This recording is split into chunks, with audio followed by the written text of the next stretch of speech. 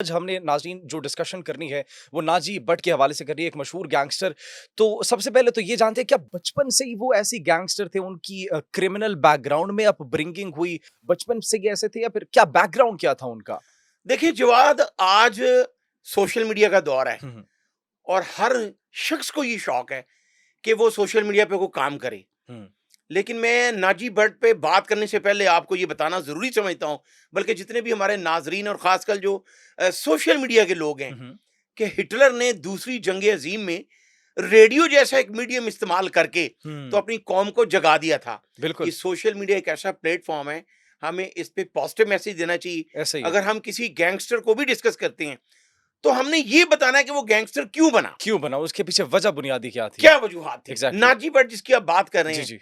आज हम ऐसी बातें डिस्कस करेंगे, जिस तरह लोग स्टार्ट ही यहाँ से करते हैं जी, वो ग्रेनेड मार देता था, हुँ, हुँ, उसने 34 कत्ल किए, वो इश्तिहारी था। हुँ, हुँ, वो क्यों था, कहाँ से था, कैसे बना? एग्ज़ैक्टली। सियालकोट का एक इलाका है, जो सियालकोट से कोई 18 किलोमीटर हुँ, पहले हुँ, एक गाँव है, तहसील है पसरूर। अच्छा, वहाँ एक छोटा-सा कस्बा था तारड़ गाँव। अच्छा। हुँ, हुँ, वहाँ बशीर भट्ट एक मिस्त्री था, मेहनतकश था, जिसके 6 बच्चे थे, 4 बेटे और 2 बेटियाँ। ठीक है। और उन्हीं उसके 6 बच्चों में चौथे नंबर पर जो था, वो नज़ीर उर्फ नाजी भट्ट। अच्छा, जबकि उसके 3 और भाई थे, 2 भाई नाजी भट्ट से बड़े थे और 1 भाई तारा भट्ट, वो उससे छोटा था। ठीक है। जब नाजी भट्ट 3 साल का था, तारड़ गाँव पसरूर में, हुँ, हुँ, तो उसके बाप की बिनाई चली जाती है। वो अच्छा। हादसाती तौर पर अंधा हो जाता है, ब्लाइंड हो जाता हुँ, है। हुँ, और ये चारों भाई, जैसे नाजी भट्ट उस वक़्त 3 साल का था जी। और बाकी उसके भाई इसी तरह को 2-2, 3-3 साल के गैप से, उससे थोड़े से 2 बड़े थे, 1 छोटा था। इन सब ने मुतफ़िक़्क़ा तौर पर एक प्लान किया कि हम अपनी जो छोटी-सी यहाँ पे एक घर है, ज़मीन है, वो बेच के, तो हम कारोबार के लिए लाहौर चले जाते हैं। ठीक है, वो तो सियालकोट के पास जहाँ पे वो रहते थे, सियालकोट का जो इलाका इलाका था। पसरूर हाँ, और हाँ। उसमें तारड़ गाँव में हुँ, हुँ। जो उनकी छोटी-सी ज़मीन थी एक वो ज़मीन बेचकर थी, उन्होंने फिर जायदाद हाँ, थी, वो सारी बेच के तो लाहौर सकीम मोड़ के करीब एक किराए के घर में आकर रहायश पजीर हो जाते हैं। अच्छा। अब इनका जो सबसे बड़ा भाई है, हुँ, हुँ। सरवर भट्ट, जी, जी।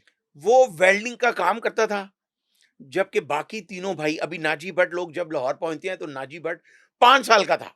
अच्छा। उसके बाद बाकी भाई उसके जो हैं, वो मिठाई की दुकानों पे काम करना शुरू कर देते हैं, सेलमैनी करते हैं, पकौड़े, समोसे, मिठाई बनाने का हुँ, काम हुँ। सीखते हैं।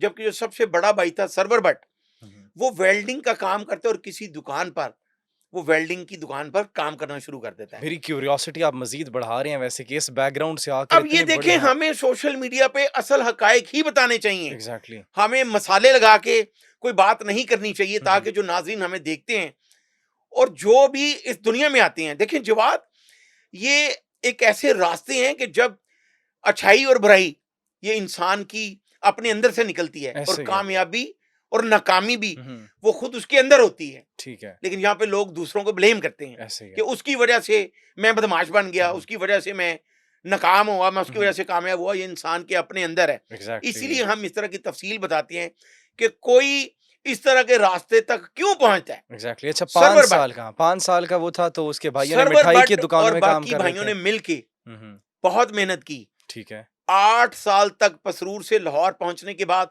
8 साल तक उन भाइयों ने बहुत ज्यादा मेहनत की, हुँ, हुँ। जिसके बाद उन्होंने अपना एक 5 बरले का घर खरीदा लाहौर में। वाह! और सरवर भट्ट जो है, वो उस वक्त उसकी शाद बाग के इलाके में एक बहुत ही बासर ग्रुप था, रशीद भट्ट। ठीक है। अब उनके भी कुछ 6-7 भाई थे, यानी उस फैमिली में कुछ 25-30 नौजवान थे, हुँ, कज़न थे हुँ। उनके, हुँ, हुँ। खालाजाद, फूफीजाद, मामूजाद। लाहौर में ही थे ये। वो लाहौर के इलाके शादबाग का एक ऐसा बासर ग्रुप था, हुँ, हुँ। और उसी रशीद भट्ट का एक बेटा, अब ये सुनने वाली बात है कि सब इंस्पेक्टर भर्ती होता है पुलिस में, ठीक है। एएसआई, उसके बाद प्रमोट होकर वो सब इंस्पेक्टर हो जाता है, जिसका नाम था ताहिर रशीद भट्ट। हुँ, हुँ। सरवर भट्ट जो वेल्डिंग का काम करता था, उसका ताहिर रशीद भट्ट के घर में रिश्ता हो जाता है। अच्छा। अब ताहिर रशीद भट्ट जो है, रशीद भट्ट जो है, हुँ, हुँ। उसके घर उसका एक भाई, उस दौर में, ये मैं 90s की बात कर रहा हूँ, 80 और 90s के दौरान, हुँ, हुँ। किसी भी फैमिली का जब कोई बंदा जो है वो पुलिस में होता था, तो वो पूरा खानदान उस पे ना सिर्फ फख्र करता था, बल्कि वो बहुत से काम भी उससे लेते थे, जायज़ नाजायज़। ठीक। उन्होंने एक उस इलाके में जुआ खाना जो है वो बना लिया, ठीक है। और वहाँ पे बड़े-बड़े बासर लोग जो हैं वो जुआ खेलते थे। अब उनकी सरपरस्ती जो मुबैना तौर पर जो है वो जो सब इंस्पेक्टर था, हुँ। जो रशीद भट्ट का बेटा जी। ताहिर रशीद भट्ट, जी, जी। वो करता था। अच्छा। अब उनके घर सरवर जो है वो उनका दामाद बन गया, और सरवर की वजह से नाजी भट्ट, उसका दूसरा भाई रियाज, और सबसे छोटा जो है तारा भट्ट, वो उनका भी आना जाना हो गया, वो भाई के ससुराल थे। अब होता क्या है कि वहां पर नाजी भट्ट का एक करीबी दोस्त जमील, हुँ, हुँ। उसका जमील नाम था, जमील। जो वहां रशीद भट्ट के जो डेरे पे जुआ खाना होता है, वहां से वो कोई 18-19 हज़ार रुपया वो जीत जाता है अच्छा, उस दौर में उस 90s में। दौर में। और जब वो उसको पैसे देने की बजाय वो उसको धमका देते हैं, और वही सब इंस्पेक्टर जो अपने घर के जुए खाने को प्रोटेक्ट कर रहा होता है, हुँ, हुँ। वो उसको कहता है कि दफा हो जाओ, यहां से कोई पैसा नहीं है। अब जमील जो है अपने दोस्त नाजी भट्ट को जाके ये बताता है कि मैं आपके भाई के ससुराल के जुए खाने पे 18 हज़ार रुपया जीता हूं, और मुझे नहीं दे और रहे मुझे वो। उन्होंने ना पैसे दिए हैं, बल्कि उल्टा मुझे गालियां दी हैं। गालियाँ धमका दिया है। अब नाजी भट्ट अभी तक जुराइम की दुनिया में नहीं आया, कदम नहीं रखा था अभी अभी तो वो तक। सेलमैन ही कर रहा है, ठीक है। पकौड़े समोसे हुँ, हुँ। मिठाई की दुकान पे वो काम करता है। वो इस सेंस में कि मेरे भाई के ससुराल वाले हैं, वो आकर तो रशीद भट्ट के बेटा जो सब इंस्पेक्टर है उसको कहता है, ताहिर भट्ट को, कि आपके घर में ये जुआ जीता और इसको पैसे नहीं मिले। तो वो नाजी भट्ट को भी बुरा भला कहता है, चूंकि वो उस दौर में सब पुलिस इंस्पेक्टर था, सब इंस्पेक्टर था, हाँ, तो एग्ज़ैक्टली। उसने उसको भी गालियां दे के वहां से भगा दिया। अच्छा।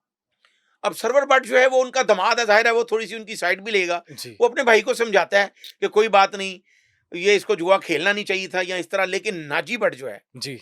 वो इस बात की किड़ रखता है अपने अंदर। उसको अच्छा, गुस्सा होता है कि इन्होंने मेरे साथ ज्यादती ज़्यादती की की है। है।